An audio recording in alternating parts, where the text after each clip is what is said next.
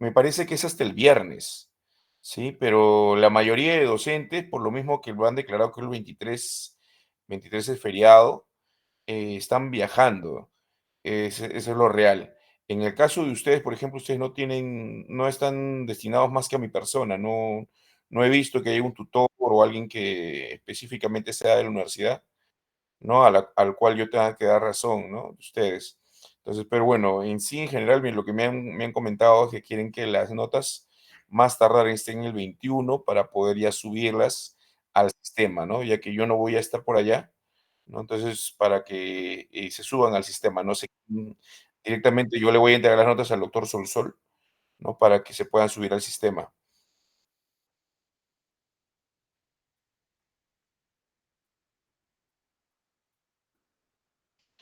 Sí, sí, sí, o sea, como le digo, depende mucho del tutor. En su caso específicamente, como no hay tutor, yo le voy a entregar las notas al doctor Solsol, al, al decano, ¿no? Directamente. Y bueno, ya él se encargará de repente de designar algún tutor para que suba las notas. Ya, de acuerdo a ello, yo voy a entregar mis notas específicamente, ¿no?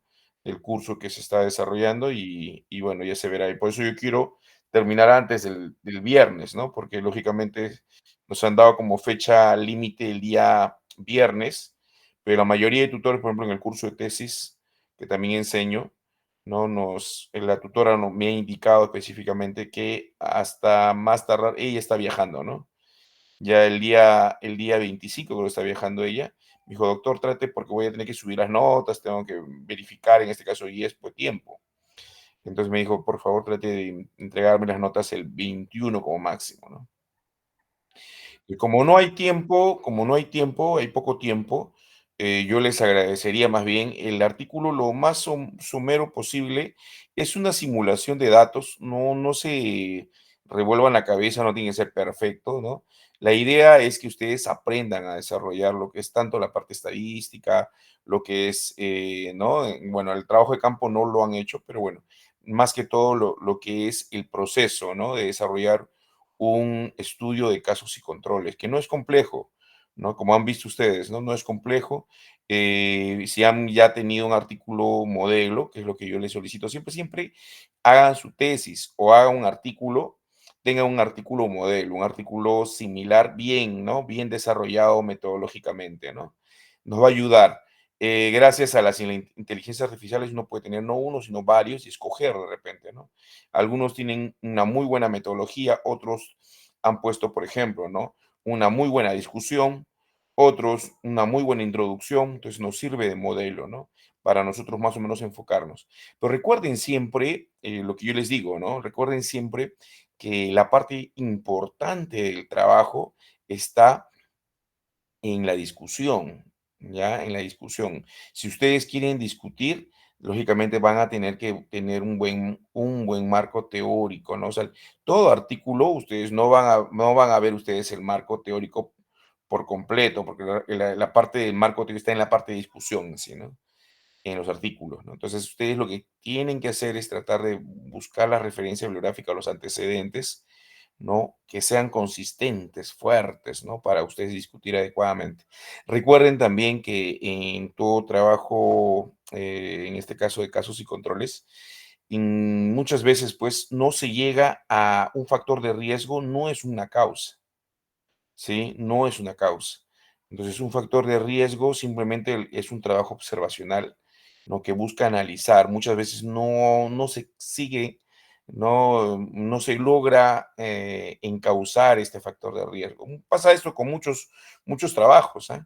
Entonces, puede haber, pues, como se ha dicho un inicio, ¿no? Puede haber errores, sesgos dentro del proceso, ¿no? Y eso es lo que pasa, ¿no? Ha habido varios casos. Supongamos, miren, yo les comento un sesgo muy grande que se cometió. ¿Se acuerdan ustedes de dónde nace esto de los triglicéridos, por ejemplo, ¿no? Hay trabajos donde desarrollaron estudios de triglicéridos y lo relacionaban con síntomas. Y lo relacionaron en una época, me acuerdo, con lo que es el vértigo o mareo, la sensación de vértigo, mareo, así lo describían algunos pacientes.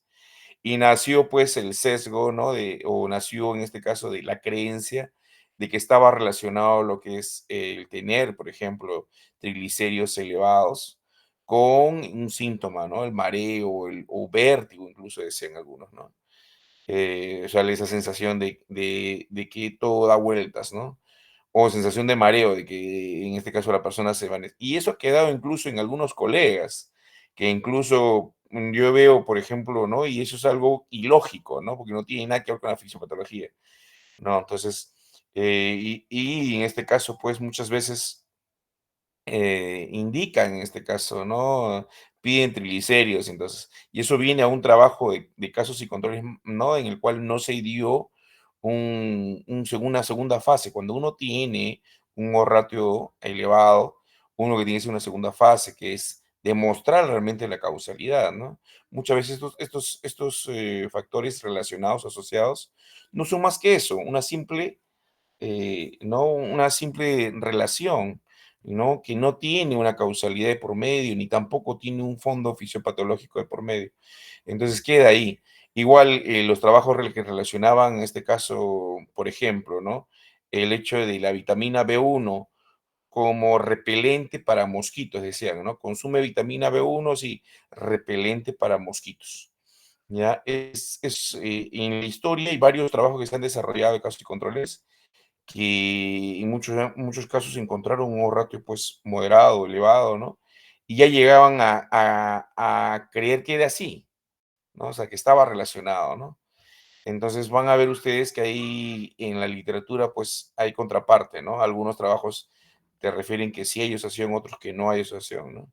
Pero ¿cuál es el punto? Que muchas veces en las revistas científicas te aceptan aquellos trabajos que tienen algo relacionado, ¿no? O sea, tienen una hipótesis alterna y que sea positiva, ¿no? O sea, el que se haya, en este caso, logrado, ¿no? En este caso, corroborar la hipótesis que tenías, ¿no? Entonces, ¿qué sucede? Hay un sesgo también de publicación. Entonces, esos trabajos los llenan, pues, de gloria y todo lo demás, ¿no? Y al final de cuentas, pues, no es gran cosa, ¿no? Uno va avanzando, va haciendo de repente otros tipos de trabajos, estudios mucho más, se podría decir, de mayor evidencia, estudios de corte o estudios de repente experimentales o cuasi experimentales, y se llega a la conclusión de que realmente no era así, ¿no? Entonces, ese es un punto que ustedes deben entender. Entonces, un estudio de caso y control tiene un nivel de evidencia, pero no significa que porque haya relación, hay causalidad, por si acaso, ¿ah? Por eso se le conoce como los estudios que permiten determinar los factores de riesgo. Muchos de ellos terminan simplemente siendo simples relaciones, se podría decir coincidentes, nada más. ¿No? Y no más, no hay más allá, no se logra más allá y se descartan, ¿no? En este caso, como incluso como factores de riesgo, como parte de la causalidad, cuando no se logra evidenciar que en otros trabajos salga lo mismo. Eso es lo que tienen que entender, ¿sí? Entonces, por favor, darle a cada trabajo el peso que merita. Ahora, un trabajo de casos y controles para lo que es tesis, excelente. ¿No? Es un buen trabajo y ustedes van a tener esa fortaleza de haber desarrollado un artículo de casos y controles. Entonces, eso ayuda bastante. Ahora, profe, la parte estadística, como ayer me escribieron también, no es complejo, ¿no? El problema, ¿cuándo ocurre?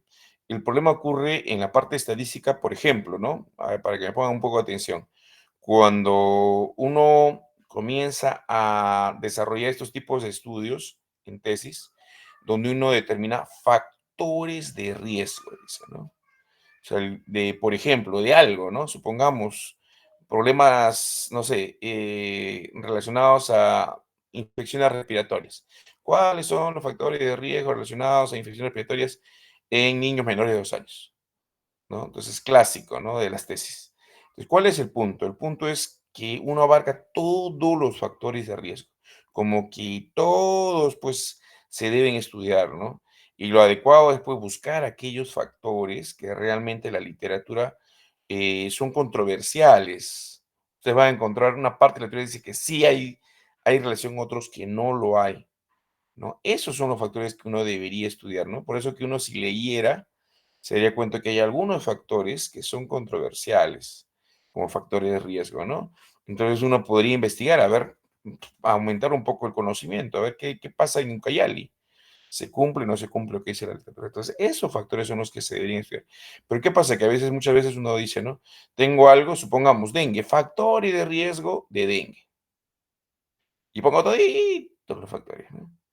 Entonces, ¿qué sucede? Que ocurre ya un problema, ¿no? Entonces, uno es como que uno está evaluando todos los factores que la literatura ya incluso algunos son causales o en algunos ya están bien delimitados como factores de riesgo. ¿No? Entonces, bueno, pero profesor, en Ucayali no se hizo, está bien, pero hay algunos factores que están controversiales, se han hecho en diferentes países donde también hay dengue, ¿no? Entonces hay unos factores que sí están controversiales, a esos debemos apuntar. Entonces es importante buscar aquellos factores, ¿no? Eso más que todo para decirles en el sentido de su tesis, ¿no?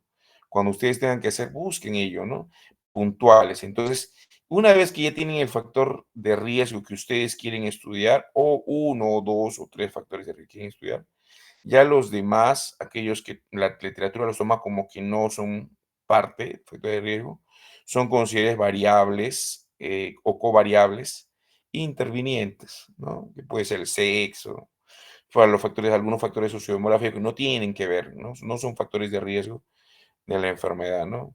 Puede ser, no sé, el nivel educativo, ¿no? Dependiendo de lo que estén estudiando.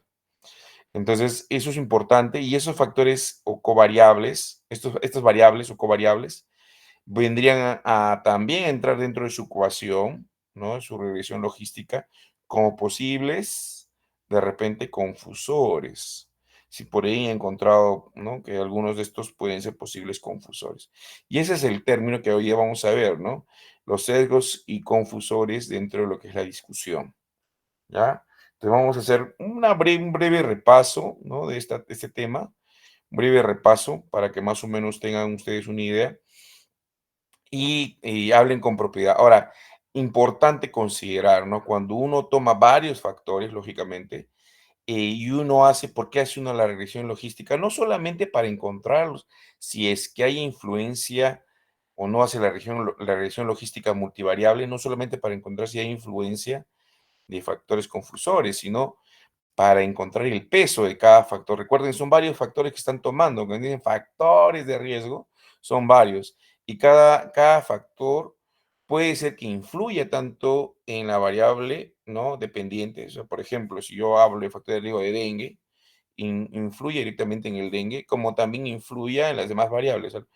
Entre los factores de riesgo pueden influir entre ellos, ¿sí? Y eso es parte de todo trabajo. Cuando uno abarca varias variables, las variables pueden influir entre ellas también, ¿no? Y a la vez influir también en la variable, en este caso, ¿no? Dependiente, que vendría a ser dengue, ¿no? Entonces, importante determinar en este caso si estos factores de riesgo realmente son factores de riesgo. La regresión logística nos va a dar el ratio ajustado, que significa un ratio que nos indique también el peso real, porque de repente estos factores evaluados de forma cruda, solamente con la variable dependiente, ¿no? No evidencien su peso real en el ratio, ¿no? Es algo, un ratio crudo también, ¿no? Y no tan real que cuando yo lo ajusto este ratio mediante una regresión logística multivariable. ¿Ya? Entonces es importante en este caso, siempre cuando uno hace un estudio, factores de riesgo, hay varios factores que estoy evaluando, hacer la regresión logística multivariable, no solamente para encontrar confusores, sino para determinar realmente el ratio ajustado de cada factor de riesgo, ¿no? Y ver realmente si es un factor de riesgo. ¿Qué pasaría si en el valor crudo me sale que sí es por el chi cuadrado me sale que sí, ¿no? Hay diferencia entre grupos y luego me sale los ratio, no sé, un ratio de 3.5, ¿no? Entonces, y luego hago la revisión logística y me sale que no hay, en este caso, significancia con la variable dependiente. Entonces, ¿a quién le creo? A la regresión logística multivariable. ¿Por qué? Porque esta regresión me va a dar un ratio ajustado, ¿no? Dentro de las variables que yo estoy dando, ¿no? Entonces, de repente no sean todas las variables que intervengan, ¿no? Pero son las que ustedes están estudiando. Y entonces ese valor ajustado, lógicamente, va a ser mucho más cercano a la realidad. pues yo tendría que en la discusión poner este valor, ¿no? Ahora, profe, pero en este caso, ¿qué pasaría si ambos, no, me dan un O-ratio, pero son diferentes? ¿Qué hemos dicho? Cuando el O-ratio es diferente entre el crudo y el ajustado, es más del 10% de diferencia. ¿Qué significa? Que hay otras variables que están influyendo y son las variables que ustedes están colocando normalmente, ¿no? Ahora, puede haber variables, lógicamente, que yo no menciono, pero influyen en las variables que yo estoy mencionando, ¿no? ¿No? Influyen y yo no he puesto todas las variables, ¿no? De alguna manera. Entonces, es verdad, pueden haber algunos factores de confusión que no están mencionados en la lista de mis variables. Entonces, es importante también en la discusión tener pues un marco teórico sólido que me hable de todos los factores que dice la literatura que hay, ¿no? De repente yo no he considerado todos los factores dentro de mi estudio, ¿no? Entonces puede ser de que en la discusión yo pueda mencionar, ¿no? Que alguno de estos factores pueden haber influido en algunas variables que yo sí he colocado en mi estudio, ¿no? Entonces, ahí vamos a explicarles con la clase del día de hoy, ¿sí? Profe, entonces, ya, entonces, si el ratio del valor crudo, ¿sí? Del ratio crudo, del cuadro de contingencia que he hecho, es igual o es similar o sea, es un ratio ajustado y un ratio crudo similar, es menos del 10%, ahí sí, ¿qué pasaría? Yo diría que el ratio que he hallado crudo y el ajustado, si son similares, no hay valores, significa que la influencia puede ser que haya una influencia, ¿no? Pero es mínima la influencia. Por sí solo explica el valor de ratio, la asociación que hay. Por sí solo, esa variable explica el ratio, o sea, la asociación que existe, ¿no? Pero si es que no pasa esto, significa que la influencia no es tan mínima, hay otras variables que están influyendo. Luego también ustedes han visto el resultado que se obtiene.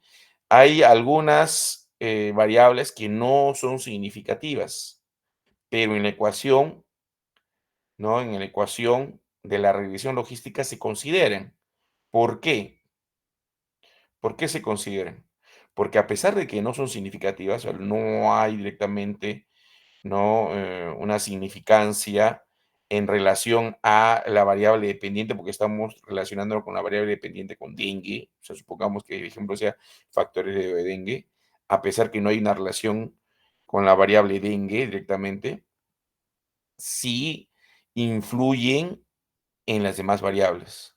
O sea, no influirán en la variable dependiente, pero sí en las demás variables. ¿Sí? Entonces, esas son las verdaderas covariables en general, ¿no? A pesar de que no tienen una significancia con la variable pendiente, sí influyen las demás variables. Por tanto, estamos hablando también de posibles covariables que pueden influir, ¿no? Es importante tomarlo en cuenta. ¿Cuándo viene el problema? Cuando yo no tengo covariables, o sea, no hay variables, por ejemplo, como sexo, variables, ¿no? Que realmente la literatura me dice, no, no hay influencia, no las coloco, ¿no? A veces, algunas variables en algunos lugares influyen, ¿no? O cuando yo ya sé que hay algunas variables que pueden influir, que son consideradas factores de riesgo, y las coloco, y realmente sale que no hay relación con la dependiente, pero me quedo ahí, ¿no? Y veo que sí están incluidas en la ecuación de la regresión logística multivariable. Entonces, en esas variables, ¿yo qué tengo que decir en la discusión? Que esas variables sí influyen, pero no directamente en la variable dependiente, sino en las demás variables, ¿sí? Ahorita vamos a ver un ejemplo, ya para que más o menos me entiendan y podamos ver esa parte y todos también puedan hacer su discusión de una manera mucho más amena. Voy a empezar con la clase entonces, que es breve, ¿ah? ¿Ok? La clase del día de hoy es breve, vamos a empezar con la clase entonces. Muy bien,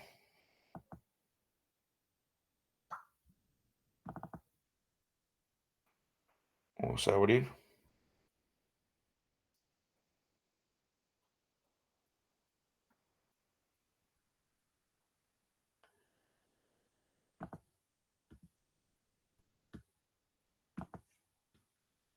A ver, ¿todos ven la clase del día de hoy?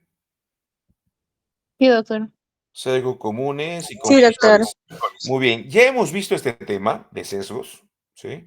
Profe, pero si ya lo hemos visto, ¿por qué bueno, le vuelvo a repetir? Porque ese tema lo vamos a ahora dirigir más que todo la parte de discusión, ¿sí? Entonces, sesgos comunes y confusores, en la parte de discusión, ¿cómo debo yo ver esta parte, ¿no? O sea, sé cuáles son los sesgos comunes, ya los hemos visto, ya los hemos nombrado incluso en diapositivas anteriores, pero ¿cómo lo debo dirigir hacia la parte de discusión una vez que tenga ya los resultados de mi trabajo, ¿no? Entonces, tenemos dos sesgos que son comunes, ¿no? O bueno, podemos determinar dos tipos de sesgos. Dentro de uno está también el sesgo de detección, que es en el sesgo de selección. Uno es el sesgo de selección y el otro es el sesgo de información. Son los sesgos comunes que se dan en este tipo de estudios, de casos y controles. Ya lo hemos visto, ¿no? Entonces, ya lo hemos visto anteriormente. Cuando hablamos de sesgo de selección, recordemos un poco, ¿ah? ¿Qué son los sesgos? Errores sistemáticos, errores en el proceso, ¿sí? De mi trabajo, de mi estudio. Y en estos sesgos hay un sesgo muy común que es relacionado a, ¿qué dijimos? Al lugar donde yo voy a seleccionar los casos y los controles. Muchas veces este lugar donde yo selecciono es, ¿qué? Un hospital, ¿sí? ¿Todos? Entonces, para lo que son los casos, no hay mucho problema, porque lógicamente me conviene tener un hospital para seleccionar los casos. Uno, porque voy a tener una valoración de repente por un médico, ¿no? Incluso un médico especialista para el diagnóstico, ¿no? ¿Y qué más voy a tener? De repente voy a tener análisis laboratoriales. Entonces voy a poder tener resultado. Claro, ¿no? Muy bien. Entonces, un resultado que me permita determinar si tiene o no tiene la enfermedad, ¿sí? El problema es con los controles. ¿Por qué? Porque ¿qué hemos dicho que deben tener los controles? Deben tener la misma probabilidad de tener la enfermedad que los casos, ¿sí? Y los controles muchas veces que van a un hospital tienen enfermedades, ¿sí? Y eso los vuelve o en muchos casos mucho más probables a enfermar de la enfermedad que se da, o menos probable enfermar, dependiendo de la edad y todo lo que presenten, ¿no? Entonces, es importante recordar el famoso sesgo de Bergson, ¿sí? ¿Qué dijimos que era el sesgo de Bergson? Ya lo dijimos antes, ¿no?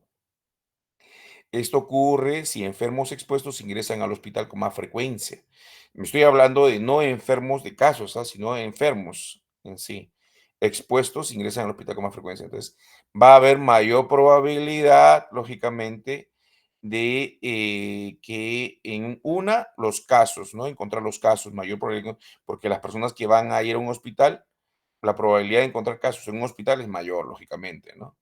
¿Por qué? Porque van a ir, en este caso, ¿no? Mayor cantidad de personas enfermas a un hospital. Una. De igual manera, ¿no? En el caso de la exposición hacia los controles, ¿no? Lógicamente, va también a tener o bien mayor o menor riesgo que la población en general, ¿no? Pero no igual, ¿no? No igual que la población en general. ¿Sí?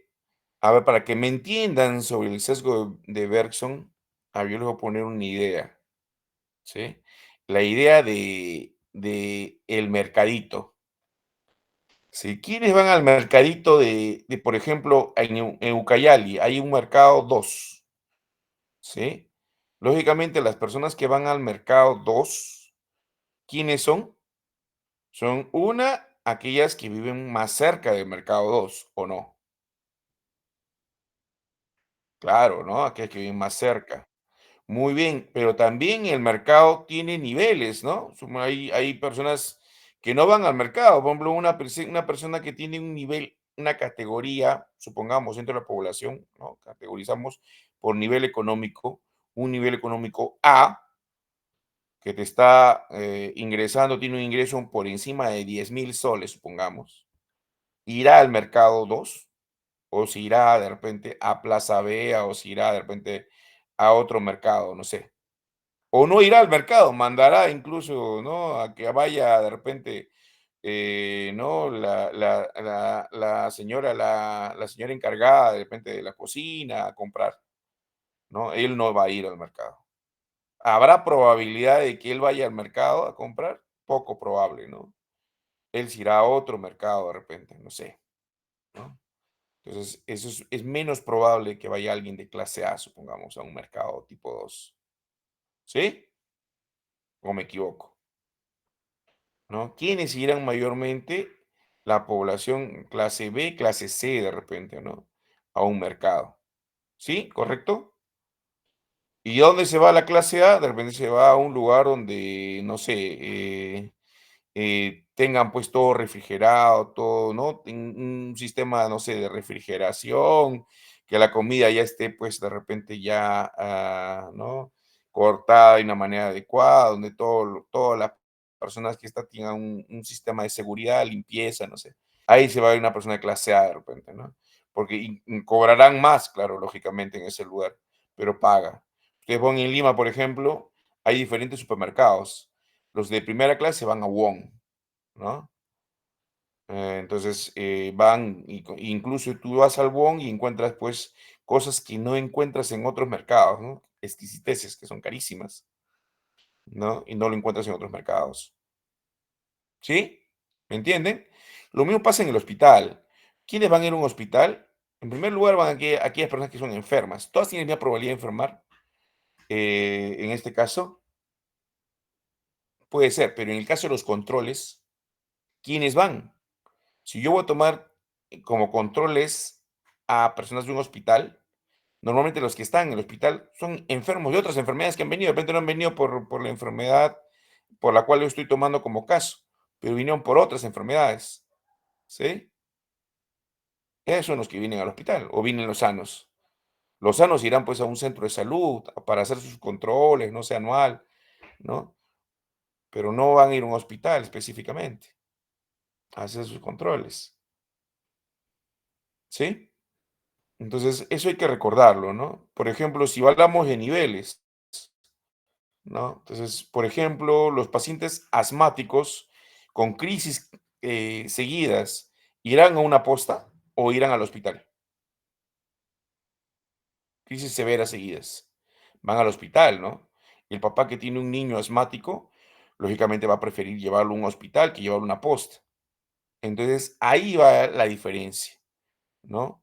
Entonces, mayormente, pues, ¿quiénes van al hospital? Van aquellas personas, o bien que han tenido o tienen una enfermedad ya avanzada o una enfermedad aguda, van a un hospital.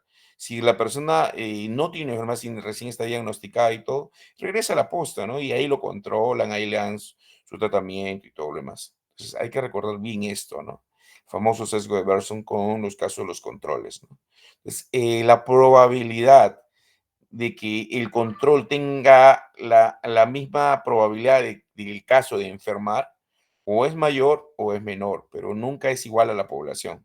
Entonces siempre hay un sesgo de Berson, ¿sí? Entonces es encontrar. Entonces acuérdense del mercadito, ¿no? Entonces la probabilidad de que vaya un poblado al mercado será la misma, no, ¿no? Que la población en general, no. Mayormente irá pues más el que esté bien más cerca, irá el que tiene un nivel económico, ¿no? Son varios los factores que influyen, pero no es la misma probabilidad que, en este caso, la población en general. Si por X motivo tengo un poblador que vive, por ejemplo, ¿no? Alejado del mercado 2, muy alejado, ¿no? Dentro de lo que es, ¿no? Pucallpa, ¿no? De repente vaya a otro mercado, que queda más cerca, ¿no? ¿Por qué voy a gastar de repente ir hasta allá? ¿No? Hasta el mercado 2 a comprar algo, ¿no? Es ilógico, ¿sí? Entonces, las probabilidades varían. Entonces, cuando uno hace un estudio de casos y controles, lo que buscan es que los casos, la probabilidad de que ellos se enfermen sea igual al que los controles se enfermen. Y si yo voy a tomar los controles en un hospital, entonces la probabilidad de esas personas que tienen otras enfermedades, no solamente la enfermedad, ¿no? Por la cual he tomado yo el trabajo, entonces, estas personas y por las cuales están yendo a ese hospital por algún otro motivo, no van a tener el mismo, ¿no? Se podría probabilidad de enfermar, de tener la enfermedad de los casos, que las personas en general en la población. ¿no? Si yo hablo de un lugar geográfico. Entonces hay que recordarlo bien y en los casos y controles, si yo los tomo los controles de un hospital, siempre se va a dar el famoso sesgo de verso, ¿sí? Recordar. ¿Qué otro tipo de sesgo es frecuente? Estoy recordando, para que ustedes más o menos tengan en cuenta. El famoso sesgo de Neyman.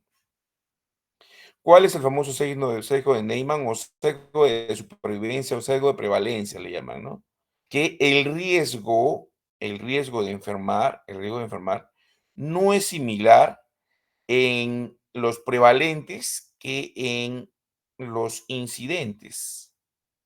¿Qué es un prevalente? ¿Qué es una persona que tiene una enfermedad prevalente? ¿A quién me dice?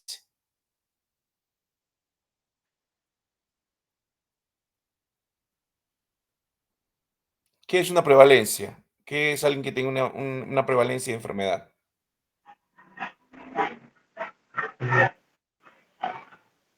Por ejemplo, cuando yo hablo de un paciente diabético, ¿no? El paciente diabético prevalente, digo prevalente, ¿por qué? Porque el paciente diabético, ¿no? Lo considero diabético, es diabético. Y es prevalente porque es una enfermedad crónica, ¿sí? Puede ser que lo hayan diagnosticado hace 10, 15 años atrás incluso, ¿no? Y lo considero como prevalente. ¿Será igual el riesgo de tener diabetes de alguien prevalente que ya tiene enfermedad a alguien que recién adquirió la enfermedad?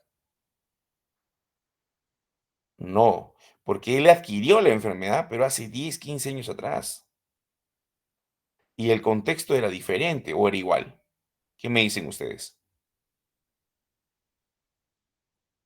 Los contextos cambian, ¿no? De repente la nutrición, la forma como vemos ahora las perspectivas, las diferentes generaciones que se ven ahora cambian, ¿no? La cantidad de propaganda, no había antes, no, supongamos hace 15 años donde aquí él adquirió una enfermedad, de repente no había tantos programas como hay ahora, ¿no?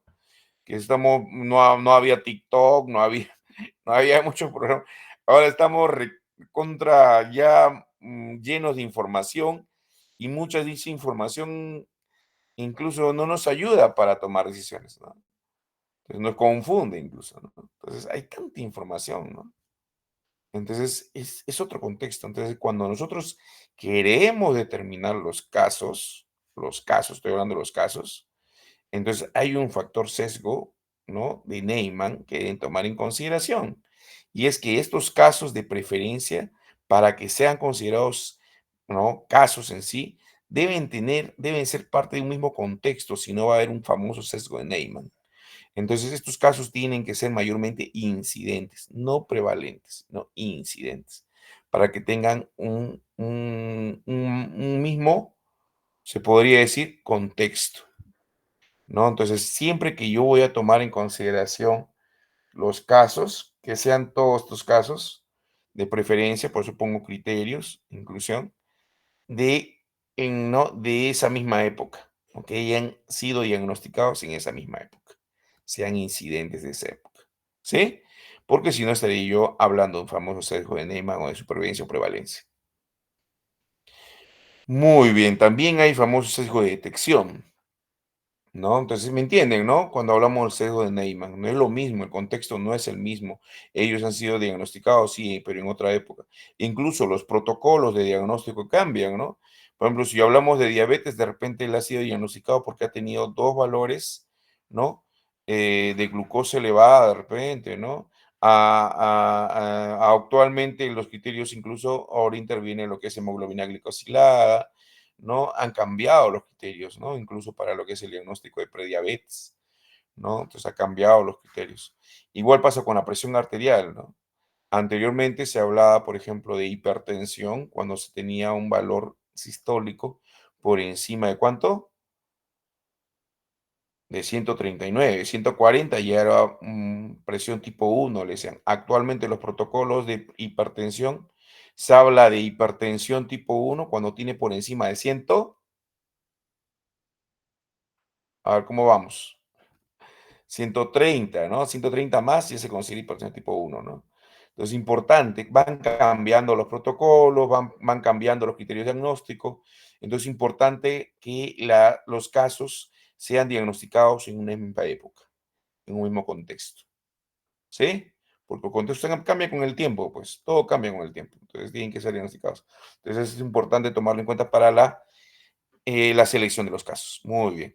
El sesgo de detección también, ¿no? Cuando yo, en este caso, por ejemplo, ¿no? Clásico, factores de riesgo clínicos, digo, ¿no? Y comienzo a tomar, por ejemplo, síntomas, ¿no? Y lógicamente, en el caso de la detección de alguna enfermedad, ¿no? Yo puedo sesgar la detección de una enfermedad, puedo sesgarlo de acuerdo a los síntomas más severos, ¿no? Mientras más severo yo digo, no, si tiene la enfermedad, aseguro que tiene, ¿no? Y eso es sesgo, ¿no? No debe ser así. En el caso del sesgo de detección, si yo voy a determinar en ese caso los casos, ¿no? Mediante criterios clínicos, ¿no? Tienen que ser claros, tiene que haber criterios claros para yo poder determinar que es un caso probable, como si voy a tomar como caso los probables, ¿no? Si no, debe haber pues un criterio diagnóstico en base a qué, en base a laboratorio, pues, ¿no? Para poder diagnosticar. Entonces es importante a veces tomar en consideración cuando yo voy a tomar los casos, como pasa muchas veces en la notificación. No hay pues un diagnóstico laboratorial, caso probable, lo tomamos como caso probable y lo considero porque tiene tales síntomas, ¿no? Y muchas veces pasa este sesgo de detección, donde porque tiene síntomas muy graves, ya lo considero yo que tiene ya es caso probable que tenga la enfermedad, ¿no? Y muchas veces no lo es. Es clásico, por ejemplo, esto verlo en los papitos, ¿no? En pediatría, ¿no? El paciente viene con fiebre a pediatría. Si ustedes han rotado ya por pediatría, ustedes van a ver, ¿no? El papito viene porque su hijito está con fiebre. Y porque tiene fiebre ya lo consideran que es una emergencia, dicen, ¿no? Mi hijito está mal, que debe tener una infección grave y todo lo demás. Mi hijito está con fiebre, le dice el médico, ¿sí? Y el problema es que muchas veces el pequeño, la fiebre es un signo de alarma, sí, ¿no? De que hay una infección, pero no un signo de alarma de que sea algo grave. Puede ser una infección viral, ¿no? Entonces es una alarma de que hay una infección, sí, ¿no? Pero no de que algo grave, ¿no? Entonces muchas veces, no, dice, ¿qué le va a dar a mi hijito? Por gusto le trae paracetamol, no vaya en ese hospital, dicen, ¿no? Y es un proceso viral muchas veces, ¿no? En los pequeños. Entonces, es el hecho, ¿no? Ese sesgo es muy, muy frecuente, ¿no?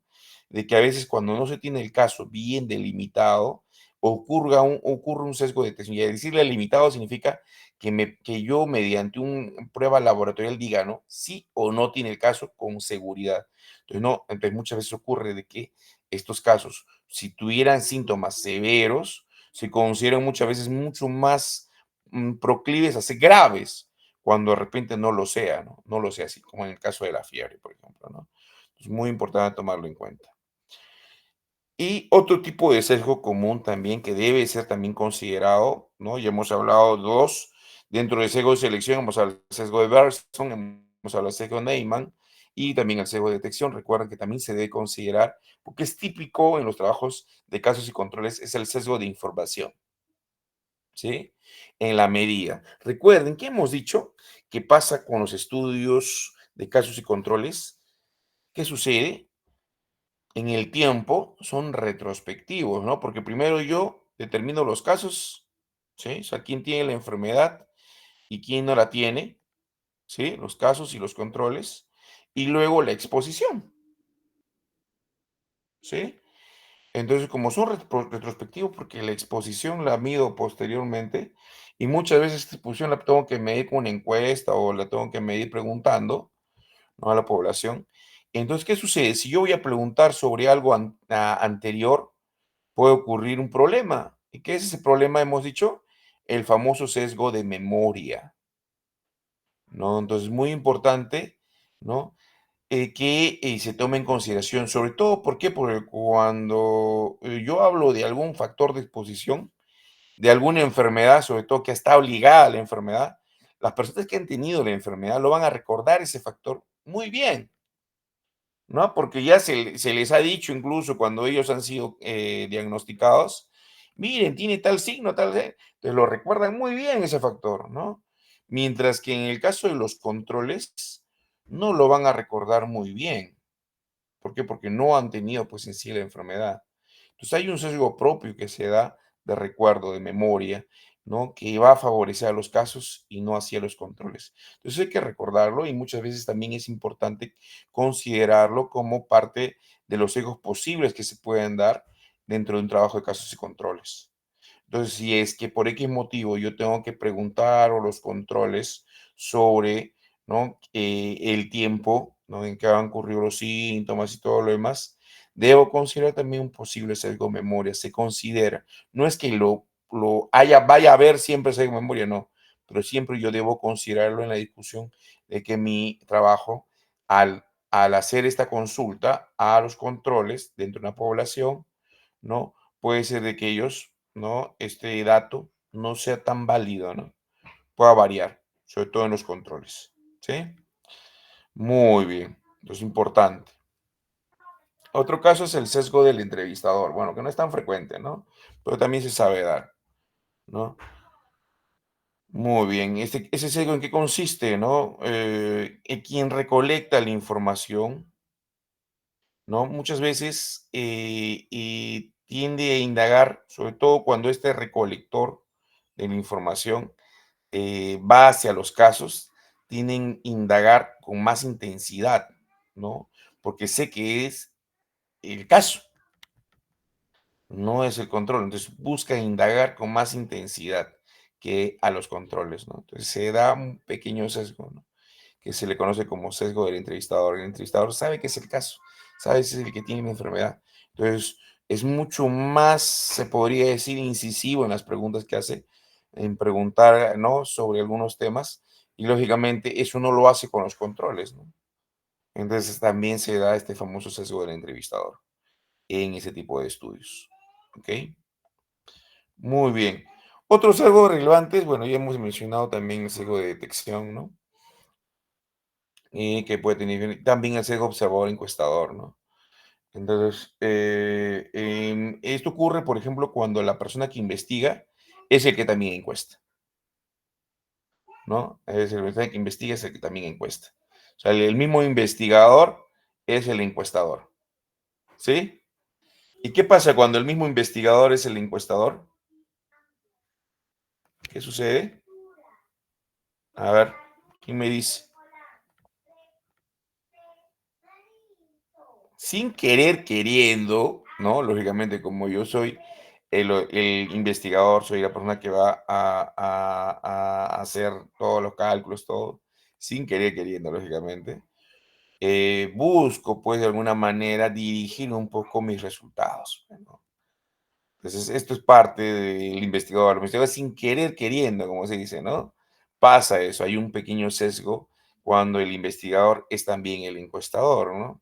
Entonces, sin querer queriendo, trata pues de incidir en esto, ¿no? Porque tiene una hipótesis. Lógicamente, el investigador tiene la hipótesis y lógicamente quiere corroborarla. Entonces, busca incidir en esto, ¿no? Entonces, se vuelve más insidioso en algunas preguntas, busca que realmente la persona recuerde, ¿no? Entonces, y esto es importante porque esto es un sesgo, ¿no? O sea, a todos uno debe consultar, si voy a ser el encuestador, por igual, tanto los casos como los controles. No debo ser insidioso en ninguna pregunta más, ¿no? Más que en los controles, por igual, ¿no? Muy bien. ¿Qué más? Confusores comunes. Definición y ejemplo de confusión. A ver, un minutito, por favor.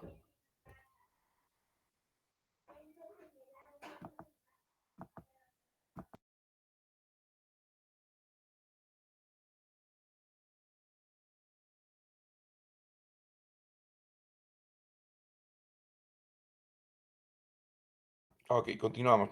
Falsa alarma, falsa alarma. Están mis hijos por ahí rondando. Muy bien. Entonces, vamos a continuar. Confusores comunes. Y esto quiero que quede claro, ¿no? ¿Qué es un confusor? Ya lo vimos en los estudios, ¿no? ¿Se acuerdan ustedes? Que eran, ¿no? Correlacionales o estudios ecológicos, ya lo vimos, ¿no? ¿Se acuerdan? Entonces, un confusor es aquel que va a influir tanto en el desenlace, o sea, en la enfermedad, en los casos directamente, ¿no? En la enfermedad que se da, como también en la exposición. Influye, ¿eh? Se asocia, puede ser o a uno, a otro, o a ambos incluso, ya se puede asociar, ¿no? Y lógicamente va a alterar el estudio, influye y altera el estudio, porque al influir, en este caso, quizás enmascare la verdadera asociación que ocurre entre la variable que yo quiero ver si realmente está asociada a el desenlace, ¿no? Supongamos acá, por ejemplo, les pongo, ¿no? El clásico estudio de consumo de café, por ejemplo, cáncer de pulmón, ¿no? Dice, la exposición al consumo de café, cáncer de pulmón. ¿Será verdad esto? Por ahí se hizo una asociación, ¿no? En crudo, un ratio en crudo, y veo que sí existe, pues, una relación de repente entre el consumo de café, ¿no? Y cáncer, o sea, los que tienen y no tienen cáncer de pulmón, tiene cáncer, no tiene cáncer, y pregunto a ver si consumían café y veo que sí, no hay mayor exposición, o sea, en relación a los que no consumen café de forma habitual o no consumen simplemente café, ¿no? Pero luego comienzo a evaluar, ¿no? Lógicamente, aquellos factores que están asociados al cáncer de pulmón, y puede ser el fumar, por ejemplo, y veo que en sí un hábito típico de aquellos fumadores es también consumir café. O sea, los que fuman mayormente consumen café, ¿no? Entonces, a la hora de relacionar veo que realmente si yo considero este factor como factor de confusión o variable de confusión, el hábito de fumar, veo que este hábito de fumar se relaciona con la enfermedad como también se relaciona con el consumo de café. Entonces, ¿puede ser considerado una variable confusora? Claro que sí.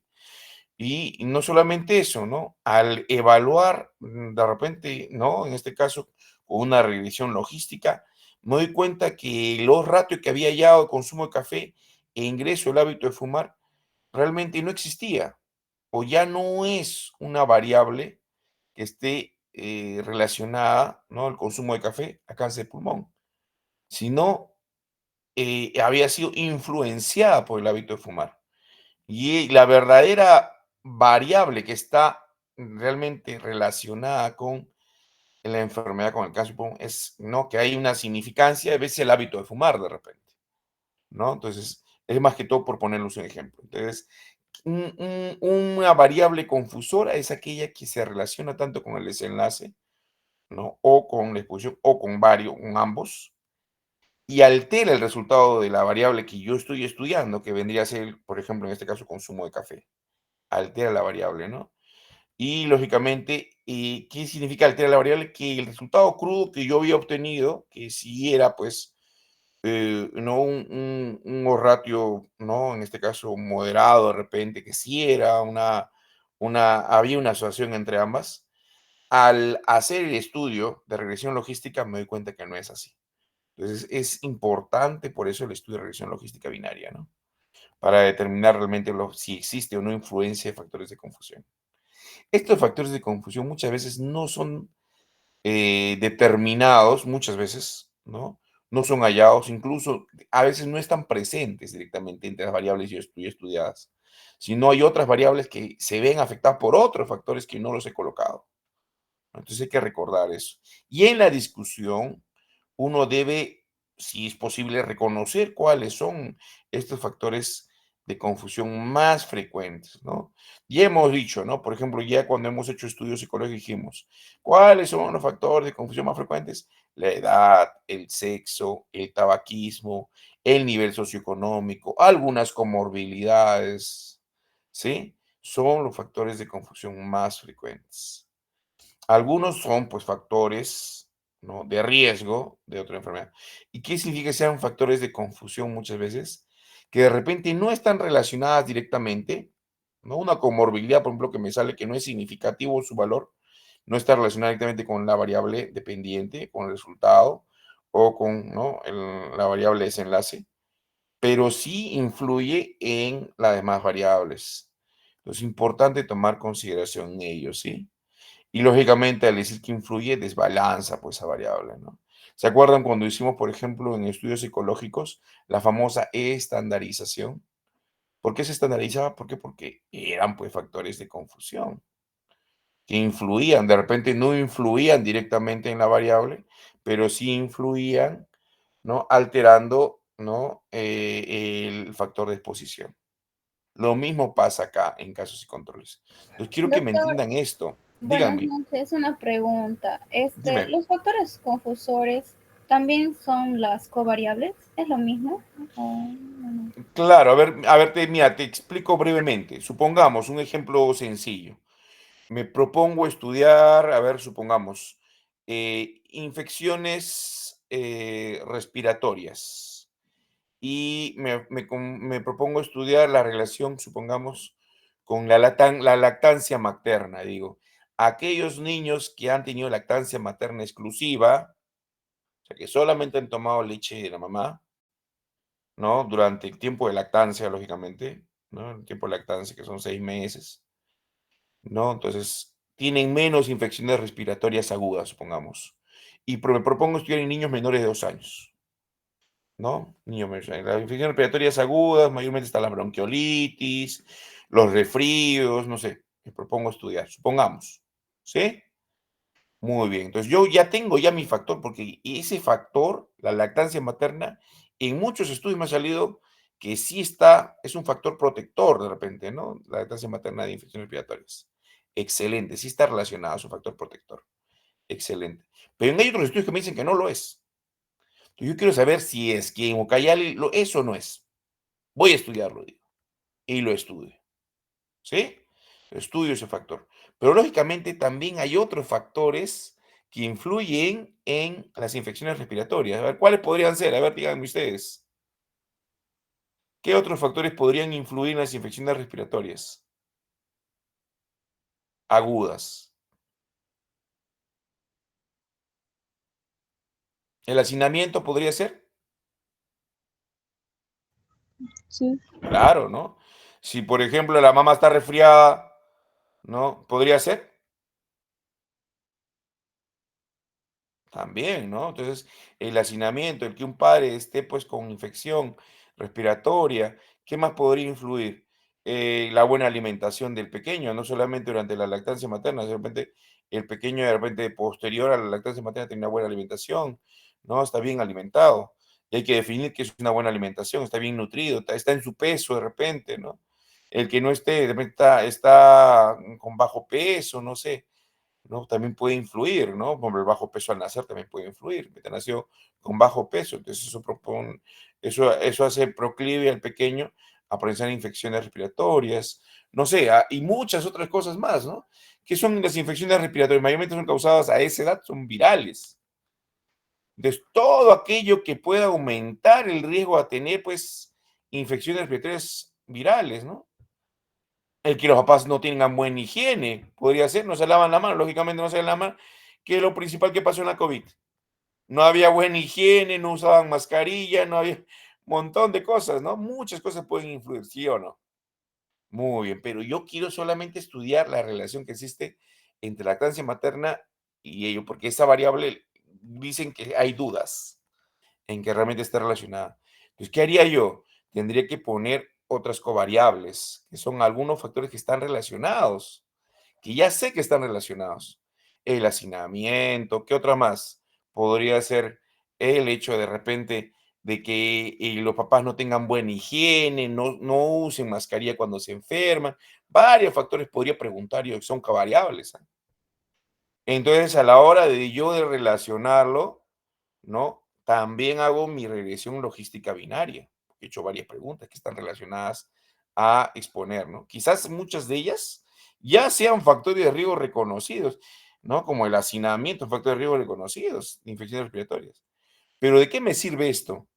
De poner todos estos factores.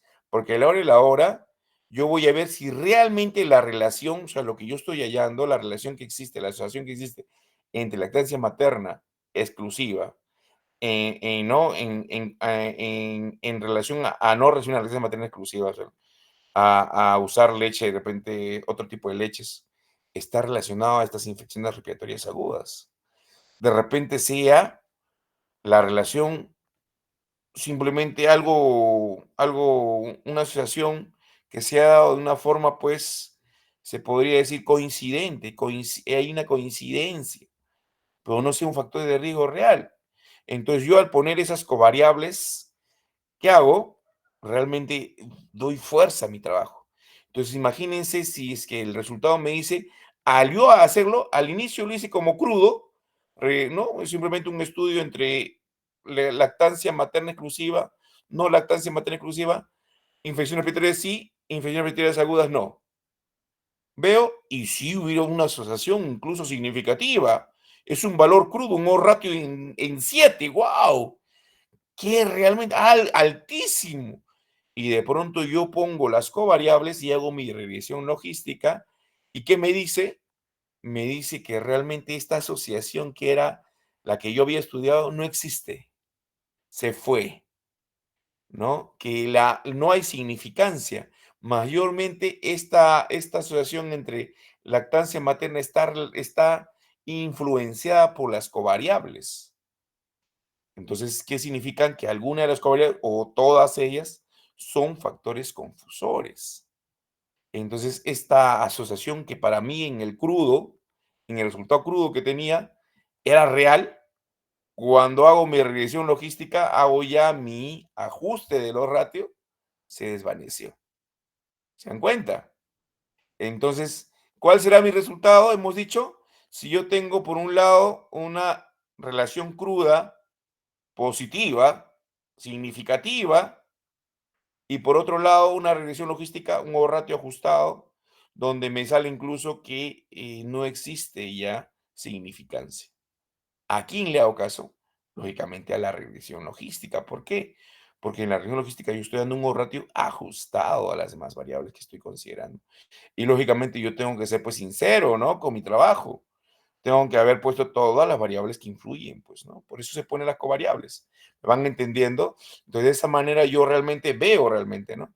Entonces, ¿qué pasaría si yo digo que se dilucidó, ya se reveló de que realmente no había relación entre lactancia materna exclusiva y infecciones respiratorias en niños menores de 2 años? Si no había sido que sus papás no se cuidan, no se lavan las manos, hay hacinamiento en los lugares, y mayormente esos lugares donde hay hacinamiento, los papás no se cuidan, ¿no? Son los que usan lactancia. ¿Por qué? Porque de repente hasta le dan lactancia materna exclusiva, ¿no? Porque era así, ¿no? Estaba relacionado a ellos, supongamos, está relacionado a ellos, ¿no? ¿Sí? Mientras que aquellos que le dan lactancia materna no exclusiva, de repente eran X papitos que, no sé, de un momento dado, ¿no? En este caso, y estaba relacionado, no sé, al hecho de que, no, al revés, ¿no? O sea, el factor de asociación influía ahí, ¿no? Por ejemplo, supongamos, ¿no? En los papitos que no daban lactancia materna había mayor predisposición, pues, a que se enfermen. ¿Por qué? Porque vivían hacinados, al revés lo que he dicho, ¿no? Vivían hacinados, no se lavan las manos, mientras que los que sí daban lactancia materna, ¿no? Tienen mucho más conocimiento, de repente, ¿no? No viven hacinados, de repente tienen más conocimiento de lo que es una lactancia materna, le dan mayor valor a lo que es la nutrición, tienen más cuidado con su niño, ¿no? Entonces, podría pasar, ¿no? Entonces, eso es lo que uno logra determinar cuando uno hace una regresión logística y ajuste los ratios mediante otras variables, ¿no? Que ya son conocidas por la literatura, que están influyendo tanto en el resultado, que en este caso de las infecciones respiratorias, como en la exposición, en la lactancia materna. Entonces es importante considerarlas. Por eso se consideran. ¿Para qué pasa si yo hago el clásico estudio, mi tesis? Factores de riesgo de infecciones respiratorias agudas en niños menores de años. No me doy el trabajo de buscar cuáles son esos, porque ya ha habido un montón de trabajos, no es no, tu trabajo no es único, ha habido un montón de trabajos que han abarcado factores de riesgo, ¿no? Entonces, lo que uno que tiene que hacer es buscar aquellos factores, uno, dos, ¿no? Centrarse a aquellos factores que realmente la literatura todavía no ha determinado realmente si es que realmente pues hay asociación o no. Como se dice entre comillas, todavía falta que se determine si es así o no. Falta hacer estudios. Esos factores son los que sirven para tesis, ¿no? Entonces, o para un artículo. No factores de riesgo y todo lo demás, ¿no? ¿Por qué? Porque cuando yo hablo de factores de riesgo, supongo, es que no se ha estudiado nada, pues no, yo quiero abarcar todos los factores que, es que Ucayali, pues nadie estudió nada, y yo quiero abarcar todo. Ya, bueno, pues podemos abarcarlo todo, pero cuando pasa eso, cuando yo tengo varios factores a investigar, ¿no? Lógicamente me va a servir mucho más el ratio ajustado. ¿Por qué? Porque lógicamente entre estas variables van a influir entre ellas, ¿no? Mucha influencia va a haber. Entonces van a haber, lógicamente, un O-ratio ajustado me va a ayudar mucho más a un O-ratio crudo. Pero ¿por qué, profesor, tenemos que determinar también el O-ratio crudo? Ya lo he dicho.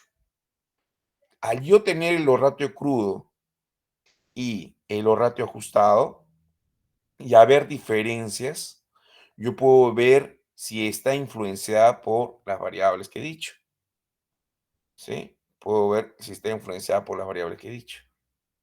Sí, ahora, si yo quisiera determinar, ¿sí?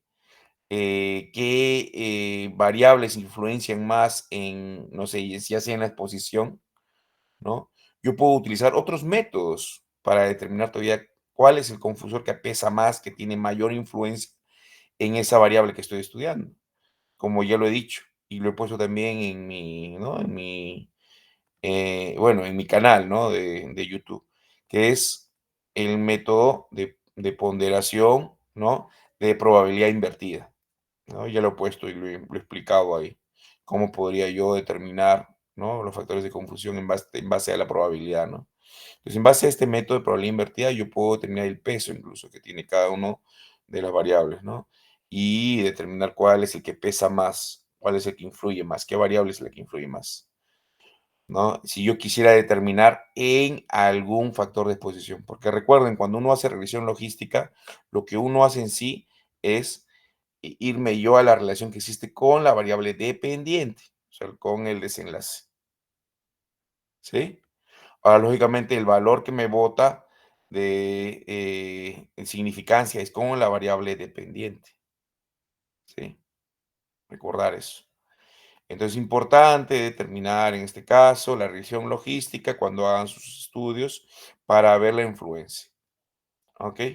Entonces, como dice su compañera, van a encontrar varias variables, ¿no? Varias variables covariables.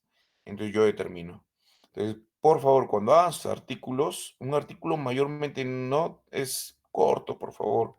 No me hablen de factores de riesgo de todo, ¿ah? Todos los factores de riesgo, sino háblenme de algunos factores importantes y las covariables también que estudien específicamente, ¿sí? Para que sea más específico el trabajo. Entonces, eso es lo que yo quisiera que ustedes me expongan la próxima semana, por algo corto, no tan, y que expongan todo lo que han aprendido, ¿no? En la parte también, en este caso, de estadística, ¿sí? Que están repasando conmigo la parte de estadística en SPS, ¿no?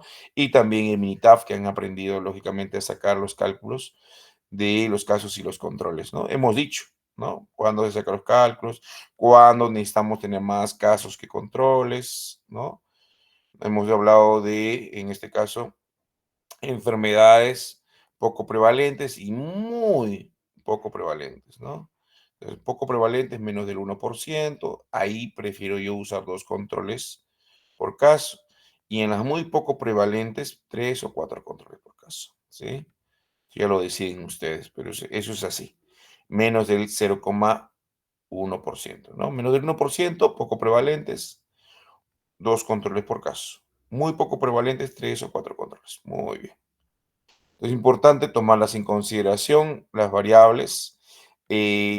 Por eso que cuando uno hace en su, ¿no? En su marco teórico, yo debo tener pues todos los factores que se han ido descubriendo que de alguna manera están relacionados al desenlace, ¿ya? Tengo que tener todos los factores descubriendo, ¿no? Y en algunos casos el O-ratio viene a ser pues el peso, porque esos ratios que yo he descubierto es el ajustado, ¿ah? Recuerden, ese es el ajustado, se ha ido descubriendo, lógicamente, y es un ratio ajustado. ¿Qué significa ajustado? Que es un ratio real, ¿no? No es crudo, sino es un ajustado, ¿no? De acuerdo a la influencia que han tenido las demás variables, me da un ratio, una asociación real, mucho más real. Muy bien, entonces es importante en este caso considerar. El control de confusores, hemos dicho, ¿no? Esto ya he hablado.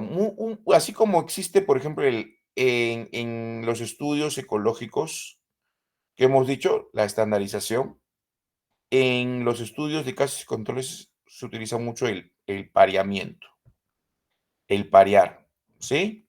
O emparejamiento.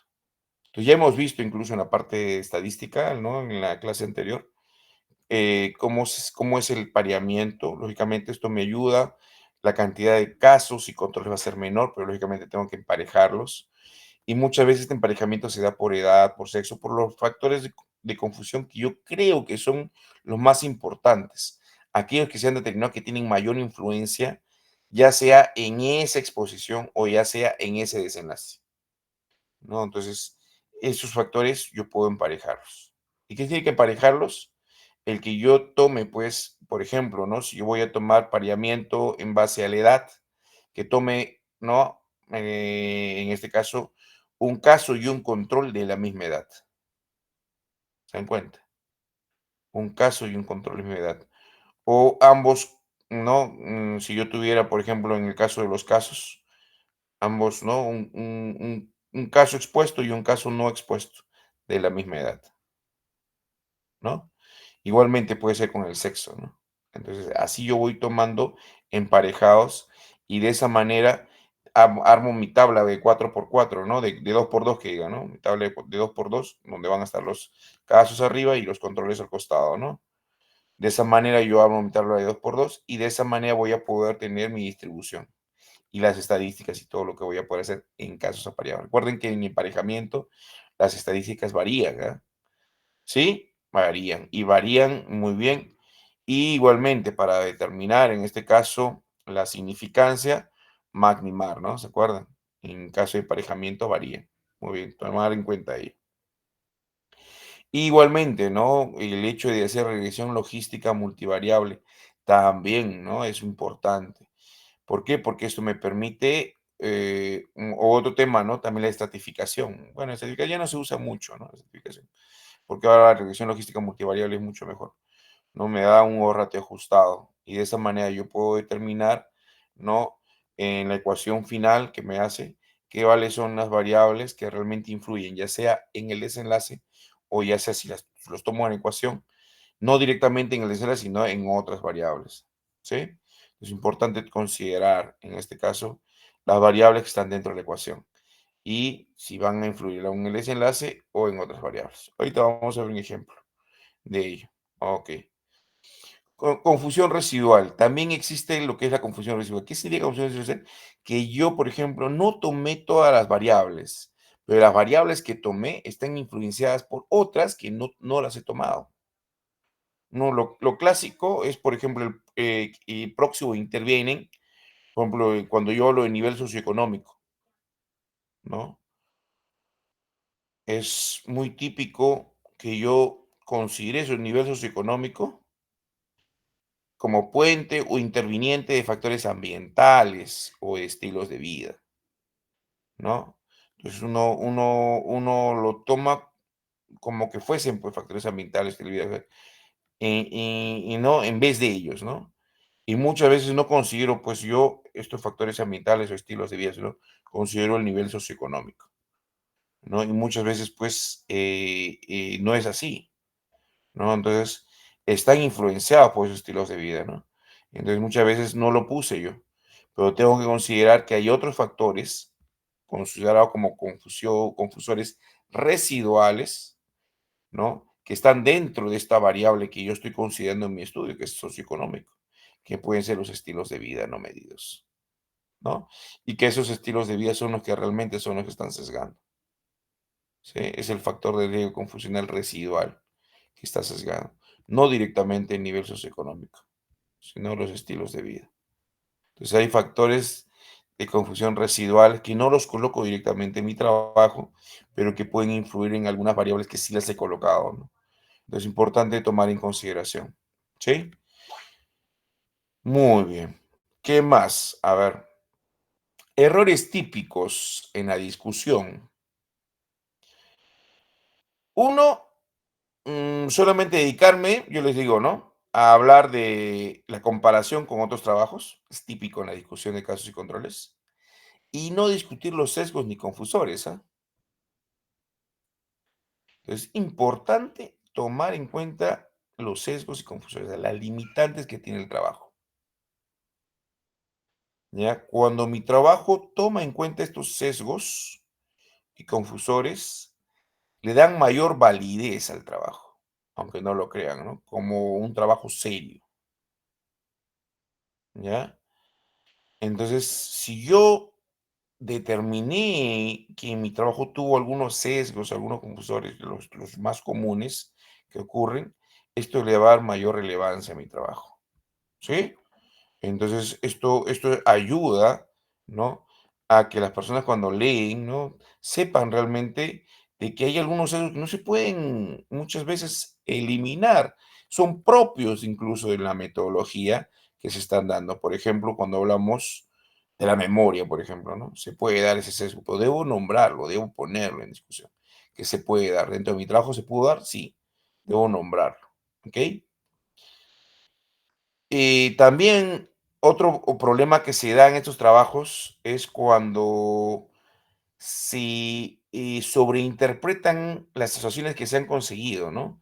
No hay que exagerar ni tampoco hay que ya referirnos a estas asociaciones por más elevadas que sean. Supongamos que yo tengo un ratio por encima de 10. Yo no puedo considerar a esta asociación como causal. ¿No? Ya desde ya hay que ser bastante cauteloso, porque mi trabajo no busca en sí determinar la causa, recuerden, ¿no?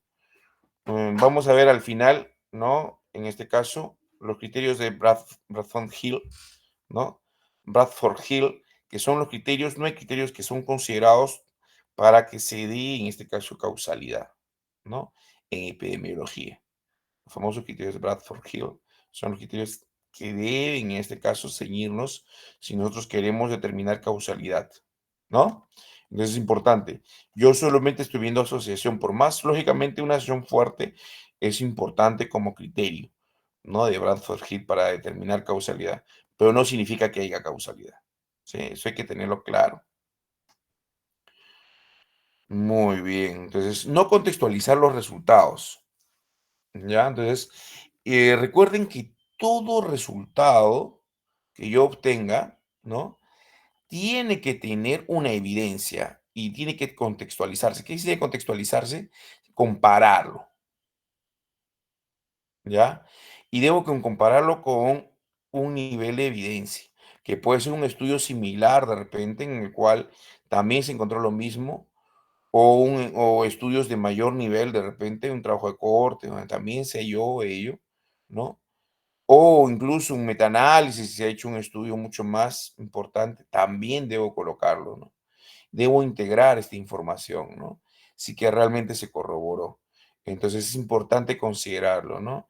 Y muchos incluso colocan la explicación y si faltara la recomendación, si faltara hacer algún trabajo, ¿no? Para poder dilucidar, para poder en este caso, desvelar, ¿no? En este caso, esta relación, esta asociación, incluso colocan que hay que desarrollar la recomendación, ¿no? Tal trabajo para poder hacerlo. Esto es importante ponerlo, darle contextualización, comparar no solamente, ¿no? Con un trabajo similar, sino con un trabajo que tenga mayor evidencia, incluso si es que lo hubiera, ¿no? Que uno ha encontrado.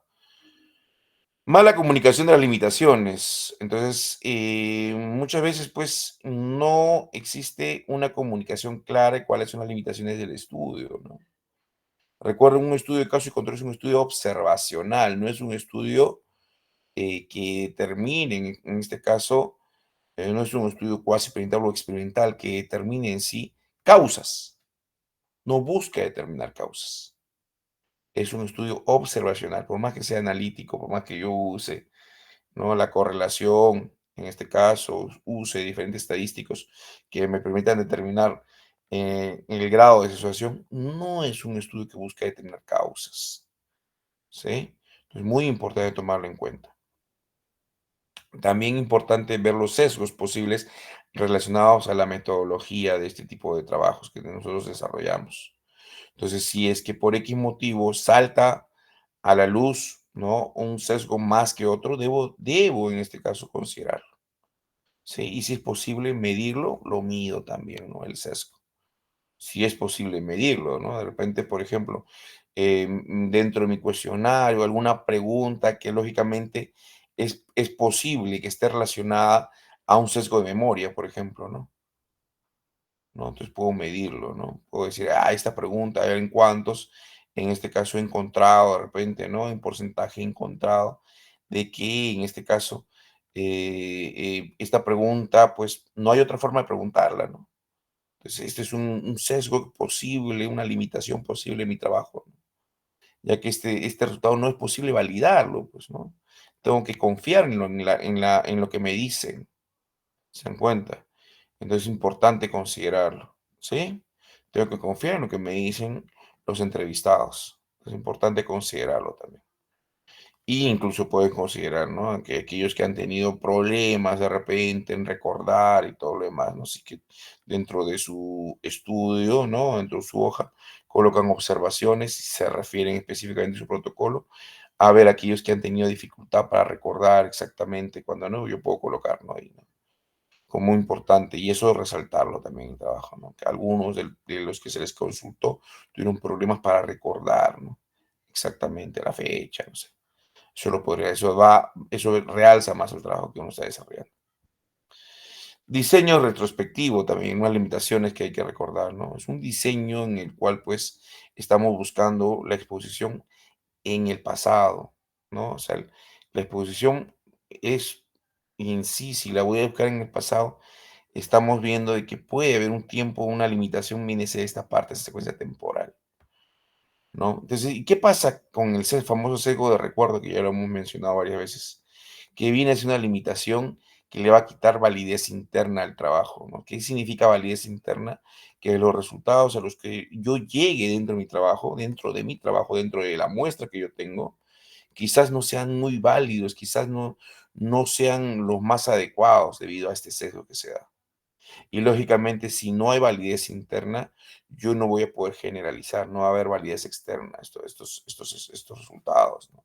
Entonces tengo que cuidar bastante, pero es parte del trabajo en sí, del tipo de diseño que se viene dando, ¿no? Entonces acá en recordar siempre que la validez interna y la validez externa, ¿no? Entonces son importantes, ¿no? Entonces si yo tengo un trabajo que carece de validez interna o externa, ¿no?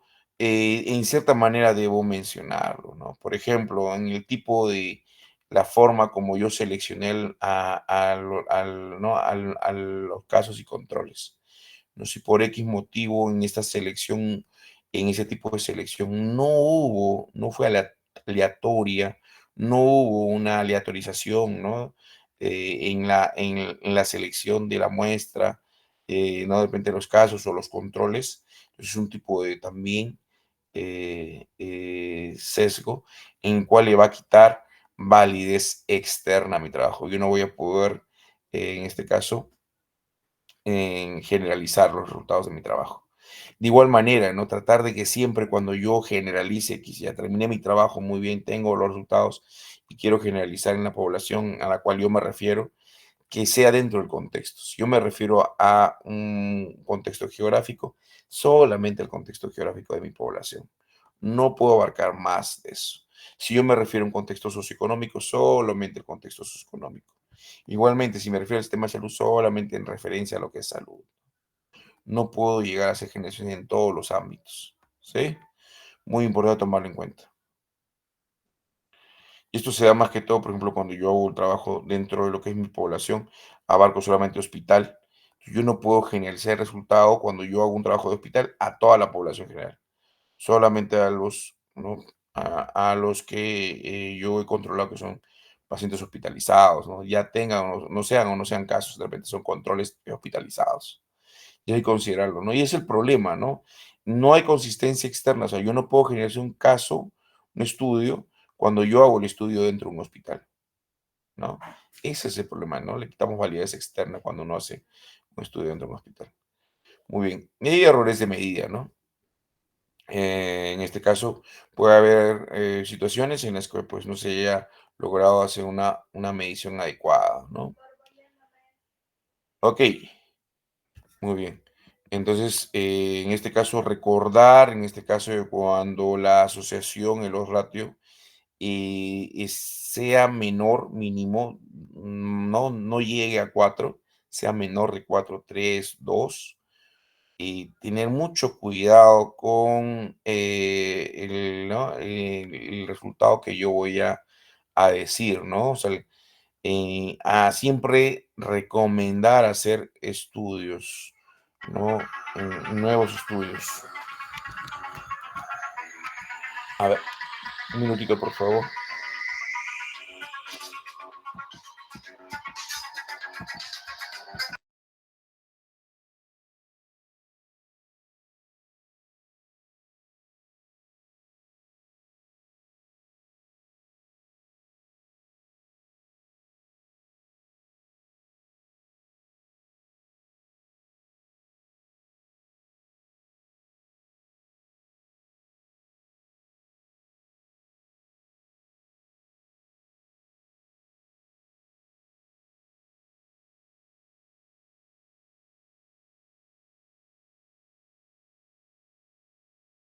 Ok, continuamos. A ver, y ya para ver esta diapositiva, ¿no? Entonces, en este caso, confusión no controlada. Entonces, como hemos hablado ya anteriormente de lo que es la confusión residual, hemos hablado de algunos factores que pueden intervenir incluso sin haber estado presente en el trabajo, ¿no? Pueden tener por medio de otros factores o variables que yo tenga, ¿no? De igual manera, ¿no? En este caso, tratar de buscar bien, hacer una búsqueda adecuada en la bibliografía donde yo ponga todo, tratar de que mi trabajo exponga todos los factores, ¿no? Relacionados al desenlace, para descartar que realmente sean factores confusores si yo quiero relacionar dos específicamente, ¿no? Entonces, es mejor delimitar en este caso el factor de riesgo o el factor protector a relacionar con el desenlace. No es bueno cuando yo hago un trabajo hablar de factores de riesgo, ¿no? De una enfermedad. Eso sería si fuese una enfermedad de repente novedosa, como por ejemplo la COVID, ¿no? Yo puedo hablar de factores de riesgo de COVID, ¿no? Algo novedoso, ¿no? Reciente, pero si es algo ya muy estudiado, el dengue, por ejemplo, pucha, que el dengue no solamente en nuestro país, ¿no? Hay muchos lugares diversos donde existe dengue. Entonces, si es una enfermedad bastante estudiada y ya tengo yo los factores conocidos, tendría que yo abocarme a aquellos factores en los cuales, pues, hay dudas todavía si es un factor de riesgo o no lo es. ¿Sí? A ver, les pongo un ejemplo. A ver, por ejemplo, miren ustedes, ¿ah? Estudios que relacionan la vasectomía, ¿ya? Con cáncer de vejiga. ¿Han oído ustedes? Van a encontrar un sinnúmero de estudios donde desarrollan casos y controles donde dicen que sí hay relación entre lo que es la vasectomía y el cáncer de vejiga, ¿no? Como también van a encontrar un sinnúmero de estudios que dicen que no hay relación entre lo que es, en este caso, la vasectomía y el cáncer de vejiga. Entonces, uno podría directamente hacer un estudio relacionando ambos factores. ¿Por qué? Porque tengo esa controversia. ¿Sí? ¿Amerita o no? Amerita, pero sobre todo en mi contexto, ¿no? Si ha habido, no sé, una campaña publicitaria para que aumenten las vasectomías en el lugar de esto, sería bueno estudiarlo, ¿no? Obviamente va a haber mayor cantidad de vasectomías y quisiera yo ver en el tiempo a ver si es que en este caso está relacionado o no a mayor cáncer de vejiga, ¿no? Ahora, lógicamente, lo adecuado sería no solamente hacer un estudio de casos y controles, sino incluso hacer un estudio experimental, un estudio ¿no? controlado, ¿no? Que me permita determinar si realmente eso es así, ¿no? estamos hablando de un problema mayor, que es una complicación, que es el cáncer de vejiga. ¿Y cómo se desarrollaría, no? ¿Cómo pasaría? ¿Cómo es posible que pase esto, no? Que aumente el riesgo, ¿no? Entonces es importante en este caso, los estudios de casos y controles, que uno, dentro de la bibliografía, uno busque qué factores están en controversia.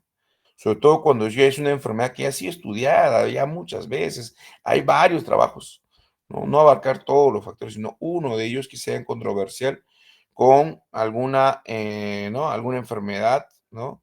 X, y tener varias covariables relacionadas al desenlace. ¿Sí? Que me permitan dilucidar este tema, ¿no? Saber ese tema. Entonces, ¿dónde está la fortaleza en sí del trabajo? Que yo estoy considerando un factor controversial, ¿no? De riesgo, el desenlace de una enfermedad y las covariables que están relacionadas a esa enfermedad, ¿no? Entonces, es importante evaluar de esa manera, ¿no? De esa manera yo tener la seguridad de que, en este caso, mi trabajo está bien desarrollado. Ahora, profe, pero yo veo que hay bastantes tesis, profesor, de factores de riesgo, claro, hay un montón de trabajos, pues, ¿no? Sí, que hablan de factores de riesgo involucrados en tal cosa, en tal cosa. Cuando es algo novedoso, está muy bien, ¿no? Abarcar todo, porque un caso y control me permite eso, ¿no? Pero cuando no, ¿no? Pues cuando yo ya tengo bastante información, busquen ustedes dentro de la bibliografía aquellos factores controversiales, aquellos factores que tienen de ambos lados para poder desarrollarlos. ¿Sí? Eso es el consejo que yo les doy. Muy bien. Y lógicamente en la región, ¿no? de Ucayali, hemos dicho que hemos hablado de qué? Hemos hablado de que dentro de las enfermedades, ¿no? En este caso de infectología o parasitarias, en este caso que son frecuentes, o de infectología, ¿no? Vamos a encontrar mayor cantidad en primer lugar y lógicamente mucho más fácil de determinar los casos. ¿Por qué? Porque muchas veces son enfermedades de notificación. Es mucho más fácil para poder hacer un estudio de casos y controles. Sí, porque enfermedades de notificación, muy bonito, muy fácil para hacerlo. Entonces hemos encontrado, por ejemplo, también enfermedades como que son de notificación como VIH, TBC, que ha aumentado incluso, ¿no? En la región, los casos de TBC. Entonces hay diferentes enfermedades que son de notificación que estoy viendo que están aumentando, entonces sería muy bueno estudiarlos, ¿no?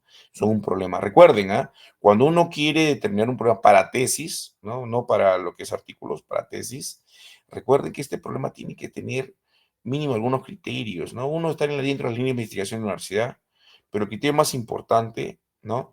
Que yo les recomiendo es que sea de impacto. ¿Qué significa que sea de impacto, jóvenes? ¿Qué significa que sea de impacto? ¿Alguien me dice? Que sea de impacto significa, ¿ya? Que sea frecuente, ¿ya? Que sea frecuente, que sea una enfermedad que haya aumentado, por ejemplo, en casos, ¿no? Ha aumentado la incidencia, sea frecuente, que haya mayor incidencia, por ejemplo. A ver, nuevamente. Hoy día soy el más llamadito de la noche. A ver, van a disculpar. Un minutito, por favor.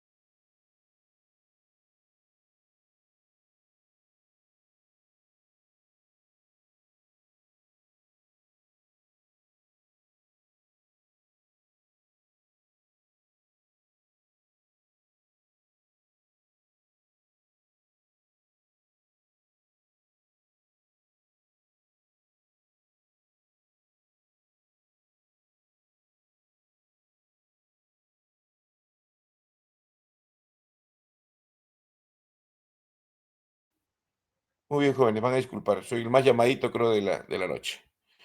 Muy bien. Y como le comentaba, la magnitud y efecto, ¿no? No confiarse, ¿no?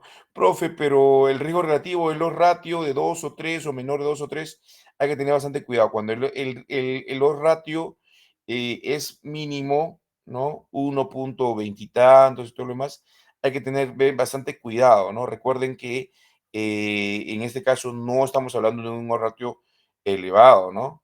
No, en este caso no estamos hablando de un ratio no alto ni moderado por encima de 4, estamos hablando de un ratio menor. Entonces, y lógicamente la asociación que se da hay que tomarlo con pinzas. Pueden haber otros factores que pueden influir que no los he puesto en mi trabajo, ¿no? Entonces hay que tomarlo con pinzas, ¿no? Por más que sea un ratio ajustado, hay que tomarlo con pinzas, ¿sí?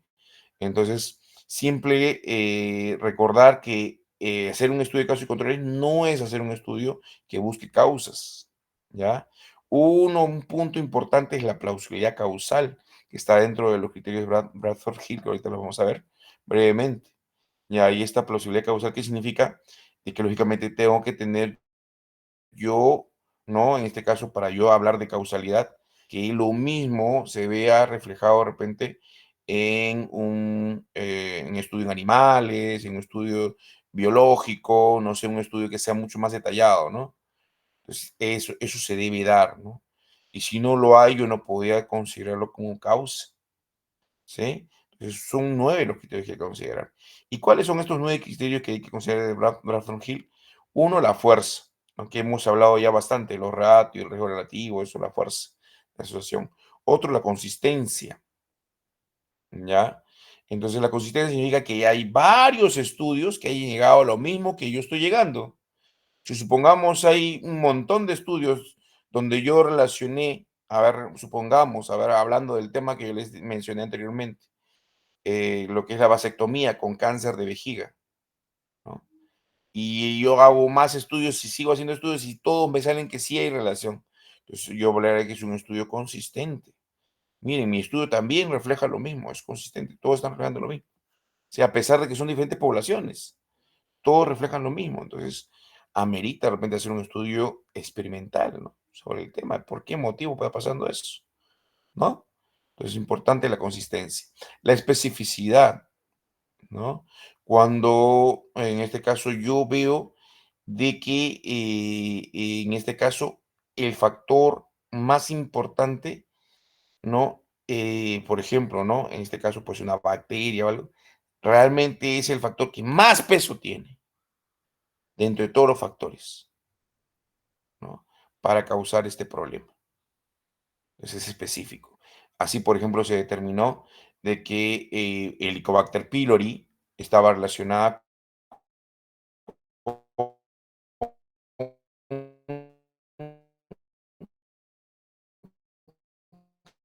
cáncer,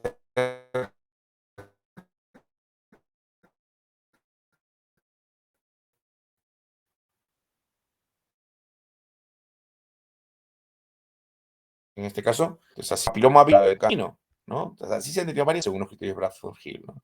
La temporalidad, hemos dicho, ¿no?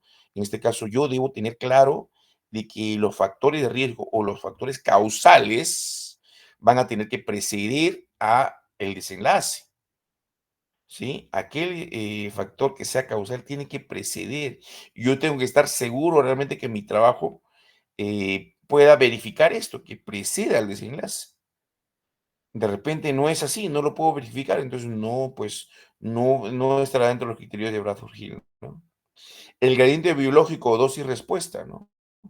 Lógicamente, yo cuando tengo un gradiente biológico, una dosis-respuesta, entonces significa que si yo aumento la exposición, aumento o disminuyo de repente más el desenlace. Entonces, un gradiente de dosis-respuesta o un gradiente biológico, ¿no? Entonces, si mayor factor de riesgo, mayor enfermedad de repente, ¿no? O mayor factor protector, menos enfermedad, ¿no? Entonces tiene que haber un dosis-respuesta para yo determinar realmente si es así o no. La plausibilidad que yo hablamos, ¿no? Entonces, la acción debe ser coherente con los conocimientos que se tengan de biología o fisiopatológicos previos. Por ejemplo, si se ha hecho un estudio en un, ¿no? animal, un modelo animal, y se determinó realmente que era así, ¿no? Entonces, y que había relación entre lo que yo estaba estudiando y yo luego lo estudio en seres humanos, entonces eso me da plausibilidad porque ya hay antecedentes biológicos o estudios que se han hecho previos, ¿no? Que me hablan del mismo tema, ¿no? O sea, hay plausibilidad, ya sea en la parte biológica o fisiopatológica. No sé si se quiere hablar de esa manera. También tiene que haber coherencia, ¿no? Entonces, ¿qué significa que haya coherencia? Que las diferentes disciplinas que tenemos, por ejemplo, cuando un tema habla de biología experimental, patología, diferentes disciplinas que tenemos en medicina, me den pues el mismo resultado, ¿no? Me den el mismo resultado. No puede ser de que de repente en biología experimental me diga algo y en patología me diga otra cosa, ¿no? Me den los mismos resultados. Entonces, tiene que haber coherencia entre todo, ¿no? Evidencia experimental, lógicamente, una vez que yo tenga y de repente ya que hay asociación, que hay alguno de los criterios de Bradford Hill, debo yo investigar a un nivel ya experimental, ¿no? Que me permita yo a clarificar el tema, ¿no? Un tema que todavía no está claro, ¿no? O sea, solamente tenemos algunos criterios. La evidencia experimental me permite clarificar, ¿no? Me permite decidir muchas veces si es que esto es así o no. Pero también no podemos depender de que el resultado de la evidencia experimental sea por sí solo, ¿no? Criterio para decir que es causalidad, ¿no? Como pasó, por ejemplo, con los fármacos en la COVID. Algunos estudios evidenciaban, pues, de que algunos fármacos in vitro, ¿no? Eh, pero a la hora de poderlos poner, por ejemplo, ¿no? A ensayos clínicos en seres humanos, no funcionaban, o sea, pues no había relación, ¿no? Entonces, esto hay que tener bastante cuidado, ¿no? Entonces, con el estudio experimental, muchas veces los fármacos, sobre todo en lo que es fármacos, ¿no? No basta con solamente con tener un ensayo clínico, para eso hacen los metaanálisis, ¿no? Varios ensayos, ahí hablaríamos de qué hemos dicho, de consistencia. Varios ensayos me van a dar, ¿no? La evidencia de que realmente eso es así. Científica, eso es así. Entonces hablamos de famosos metaanálisis. Y finalmente la famosa analogía, ¿no? Entonces, en este caso, la existencia de causas similares que produzcan efectos análogos refuerza la posibilidad causal, ¿no? Entonces, si es que por X motivo o las causas, en este caso que yo estoy, o los factores que yo estoy, en este caso, investigando por X motivo, se han estudiado de repente en otro trabajo, de repente no con la misma secuela, con la mismo desenlace, pero los efectos fueron similares, ¿no? Que se dio. Entonces, esto se habla de analogía, ¿no? Entonces, podría ayudarme, ¿no? A ver, para más o menos tener en este caso una idea. Yo, por ejemplo, hablo de un fármaco que funcionó de repente en veterinaria para cierto grupo de bacterias, ¿no? Y que son enfermedades típicas del perro, pero son un grupo de bacterias que guardan una relación de repente con algunas bacterias del ser humano. Entonces yo podría decir, ¿no? Si yo utilizo un fármaco y este fármaco funcionó también en el ser humano para ese tipo de bacterias, yo podría decir que hay una cierta analogía, o sea, que hay relación en este caso entre ambos, ¿no? Que podría haber una relación entre ambos y que realmente sí refuerza esta analogía, el hecho de que este fármaco haya funcionado de repente en veterinaria y que ahora funcione en un grupo de bacterias, ¿no? O virus, de repente, es que lo he aplicado en virus, pues o virales, del mismo grupo, podría haber una analogía de que realmente está funcionando también en seres humanos. Y eso refuerza el hecho de que sea, ¿no? ¿No? Una causa o un factor importante para protector de repente, ¿no? En el caso de hablar de un fármaco. Muy bien, esos son los famosos criterios de Bradford Hill que uno estudia dentro de lo que es epidemiología, ¿no? ¿Ustedes han llevado epidemiología? ¿Todavía no han llevado epidemiología, jóvenes?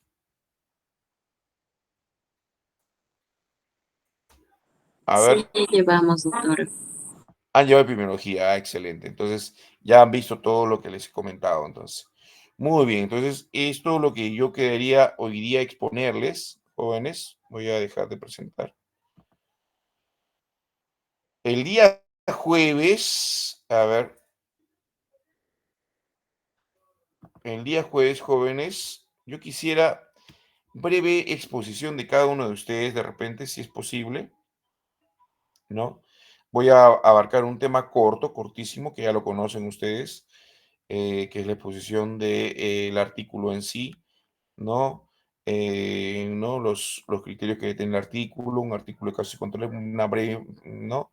Exposición de un artículo ya finalizado para que ustedes lo vean, vean cuáles son las partes según, ¿no? Los criterios que debe tener un artículo finalizado, ¿no? De casos y controles, y voy a explicarles más o menos, ¿no? Cuáles han sido, ¿no? Los criterios que se toman para la calificación. Igualmente le voy a hacer llegar a Anita.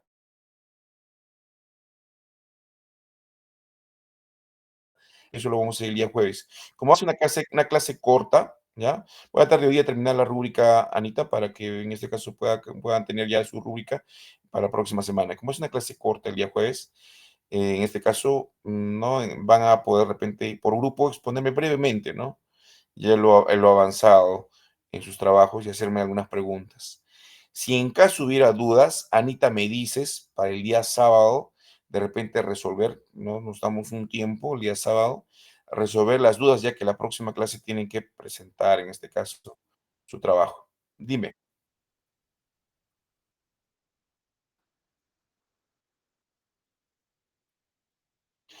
21 he puesto yo como límite, más o menos, porque tengo que dárseles, recuerden, al decano. No es que le tengan que dar a un tutor, sino al decano. Ahora, si ustedes pueden conversar con el decano, yo no he conversado directamente con él, porque no me ha puesto ningún tutor de este curso. ¿Ya? Entonces, no sé quién es el tutor. Si ustedes pudieran conversar con el decano, no sé, para que le digan ustedes: "Doctora, ¿a quién va a entregar las notas el doctor Medina?", o él directamente le va a entregar a usted, ¿hasta cuándo tendría tiempo? Porque el doctor también no sabe, ya que este curso no tiene tutor específicamente, ¿no? O sea, alguien de la universidad, ¿no? Que hayan contratado a alguien de la universidad específicamente que, sea nombrado por la universidad, porque yo soy contratado, ¿no? Entonces, un tutor tienen que tener ustedes. Entonces, no habría problema. Si el doctor Solsol me dice que hasta el viernes, pues ya, pues, tenemos más tiempo, ¿no? A mí mi preocupación es las notas. Ujú.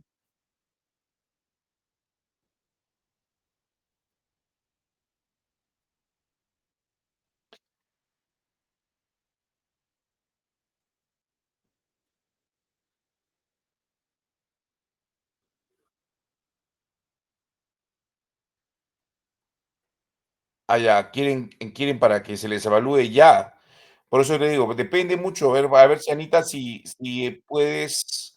Sí, yo voy a tratar de llamarlo al doctor Solsol, sino que muchas veces yo lo llamo y no me contesta, y no puedo yo presentarme ahí directamente porque ya no estoy yo en Ucayali, como les decía, ¿no?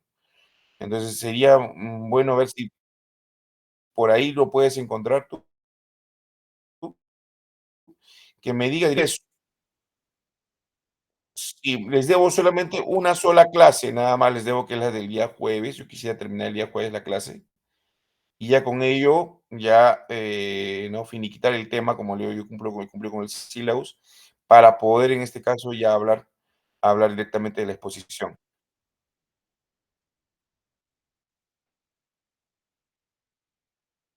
Si es así, no habría problema para la próxima semana, pues, ¿no? Pero igual el jueves yo estoy terminando las clases y, como le digo, son 2 notas que se van a considerar, ¿no? La nota práctica y la nota de exposición, que es la nota ya teórica, ¿no? Son 2 notas que se van a considerar. En la nota práctica, recuerden, es la parte estadística. Yo les voy a dejar, en este caso, ejercicios muy simple por grupo, y me lo presentan, en este caso, con tiempo y todo, ¿no? Van a tener un tiempo, 1 hora o incluso 2 horas les puedo dar, no sé, pero me lo ponen bien hechecito, ¿no? Bien hechecito, me presentan, en este caso, cuántos casos, un ejercicio especial, son tres preguntas que les voy a hacer. Una referido a los casos y controles, todo lo que hemos visto en la parte práctica, y otra referido a lo que es una base de datos, y que ustedes me hallen el ratio crudo, me hallen la regresión en la variable que yo estoy tomando como primordial a comparar de repente con el desenlace, ¿no? El factor de riesgo a comparar con el desenlace. Quiénes están influyendo, si hay influencias o no de las demás variables. Ya hemos visto esa parte, no es nada fuera de lo común, la hemos visto en práctica, ¿no? Entonces, voy a ver si es que en este caso, bueno, ahorita estoy full, full jóvenes. Más aún que yo estoy viajando el viernes también, estoy saliendo de vacaciones el viernes, estoy viajando al sur. No me voy a pasar, en este caso, fiestas patrias en donde inicia la patria, en Tacna, ¿no? Entonces ya,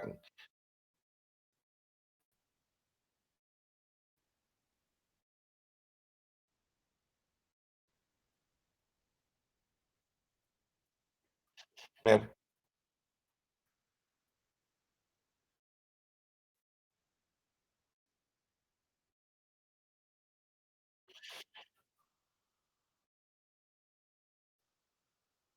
trabajo porque es un trabajo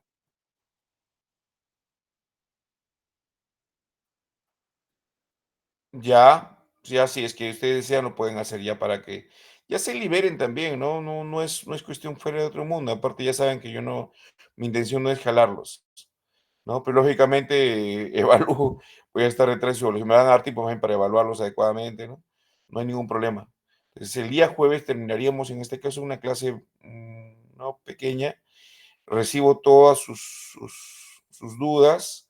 El día, de repente, viernes, como me dices, estaría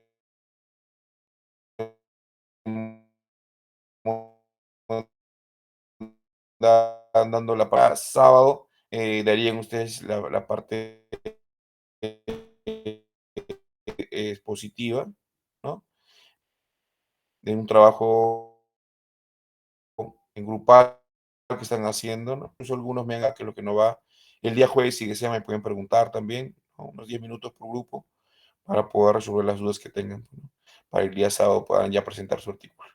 Si es que desean, ¿no? No quiero que hagan tampoco algo muy grande, ¿no? Y ahora no, la idea es que ya ustedes tengan una base de lo que es un estudio de caso y control y ya lo puedan presentar, ¿no? Ahora, como les comento, para su tesis, yo sé que les va a servir tanto el estudio ecológico como el estudio de caso y control, ¿no? Lo que es la parte de marco teórico y todo lo que tiene que tener un estudio claro por una tesis, ¿no? Pues les va a servir bastante, ¿ok? Muy bien, jóvenes. Entonces, si es así, ya me dices, pues, Anita. Ya el día jueves nos vemos entonces con el tema de ¿no? El último tema de clase y con tanto el examen práctico como el examen teórico.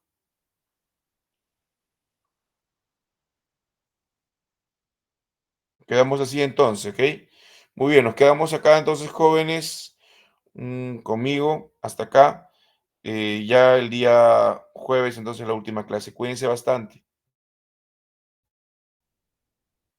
Para que también se liberen y la Gracias, próxima semana se, doctor. se dediquen a estudiar con los demás cursos.